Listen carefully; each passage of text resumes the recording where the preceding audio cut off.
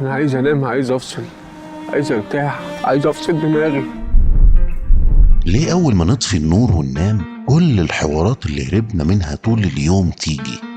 ليه دلوقتي بالذات؟ اللي بيحصل مش عقاب سماوي ولا دماغ قرر ينتقم منك قبل النوم. في شبكة في دماغك اسمها ديفولت مود نتورك، أول ما تهدى هي اللي بتستلم. الشبكة دي بتشتغل وقت الراحة، لما تبطل تمسك موبايل، تبطل ترد على حد، تبطل تركز في مهمة معينة. ساعتها دماغك يتحول من بره لجوه، يفكر فيك وفي علاقاتك، في اللي حصل النهاردة واللي ممكن يحصل بكرة. طول اليوم انت ملهي، نوتيفيكيشنز، شغل، سوشيال، فبتحط مشاعرك ومشاكلك على الرف. أول ما تسكت الضوضاء الديفولت مود نتورك تعتبرها فرصة مراجعة، تفتش في مواقف ما تثبتش لحد، تعيد الحوار اللي معرفتش ترد فيه، تفكر في اللي مضايقك ومخوفك.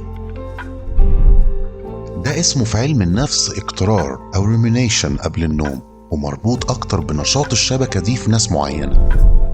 الشبكة دي بتربط مناطق مسؤولة عن استرجاع ذكريات ذاتية ومشاهد من حياتك، تخيل سيناريوهات مستقبلية، والتفكير في نفسك وكيف يراك الآخرون.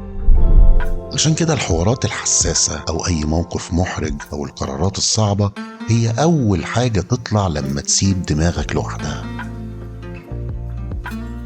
الليل مثالي لده، مفيش مشتتات، الإضاءة قليلة، والجسم داخل على حالة استرخاء.